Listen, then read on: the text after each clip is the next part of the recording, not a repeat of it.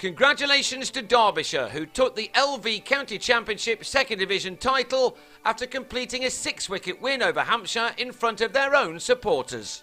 They started the last day of the summer knowing that a win would see them collect the trophy, but first they had to bowl Hampshire out, and they began carefully on 142 for 6 with a lead of 139. Their own hopes of warming up for Saturday's CB40 final with a victory of their own seemed to rest with Bilal Shafayet, who had started the day on 52. He suddenly exploded into action, taking 4 fours off the same Tim Grunewald over.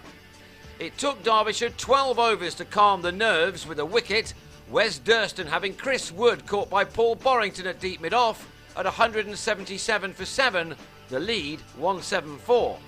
The same combination should have dismissed David Balcombe in the spinner's next over. The reaction to the drop tells you all you need to know about the tension being felt by the fielding side. So what better way to relieve that than with a run out, the kind of thing that always galvanises a team.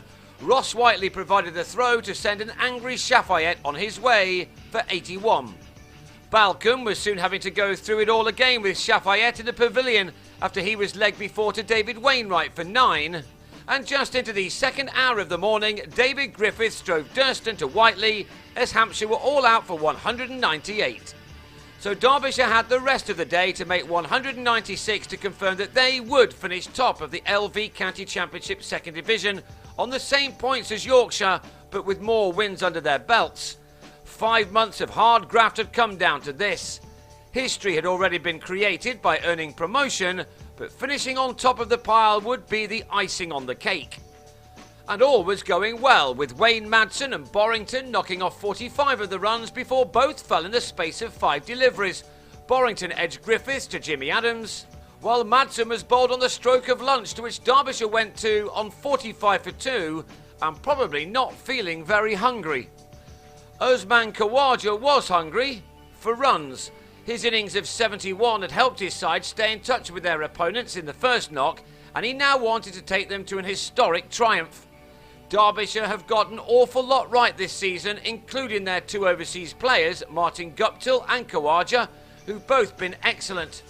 Khawaja is a talented player and has thrived under pressure in this game. He will hope to be back in this country next year with Australia for the Ashes. Derbyshire will hope not. The target was down into single figures when the left-armer planted a ball from Dawson over the ropes. Dawson should win a trophy of his own for the longest stare from a bowler this year. What a day this was for Durston too. His career looked finished after being released by Somerset in 2009 until Derbyshire took a punt on him. He will now be returning to Taunton, his hometown, for a game next year. His final innings of the season was ended on 23. He was then bang in front to Griffiths with 84 still needed. Khawaja was not going to give it up, and for the second time in this match and for the 5th time in 12 championship innings this summer, he got to a 50. Derbyshire were now closing in on their target, and the big celebrations weren't far away now. Indeed, the runs were by now coming at a very good lick. That nervous tension led to many a shot being played. 31 more runs were knocked off in 7 overs by Khawaja and Dan Redfern. It was turning out to be an ideal chase. 53 were wanted when Redfern on 11 ended his career-changing season by turning Dawson to leg slip, where Adams took a tumbling catch. Those 53 runs were then knocked off in less than half an hour as Derbyshire raced to the title thanks to Whiteley. He's dug in recent games defending manfully, but here he was determined to win this match in style, and boy did he achieve that as he struck 5 sixes and only 30 balls. There were big hits too. Whiteley, 24 on the previous day, does appear to be a player with all the skills in his armoury. The excitement was building as the youngster took the runs required down to 5 as the clock hit 3. Then Whiteley swept Dawson for his 5th maximum to unpop the corks. He'd made 38 off 30 balls, while Khawaja ended on 72 as Derbyshire sealed their fate with a 6-wicket win. Having never finished above 5th in the 2-tier system, they ended this year on top of the tree and deserve all the plaudits they'll get. It was a magnificent achievement.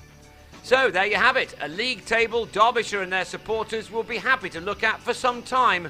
They've led the table for much of the summer, and although their lead has been whittled away, they held on. Just. The next time they see a fixture like this, it will be against a few teams they may have not played for a while. Our congratulations go out to them.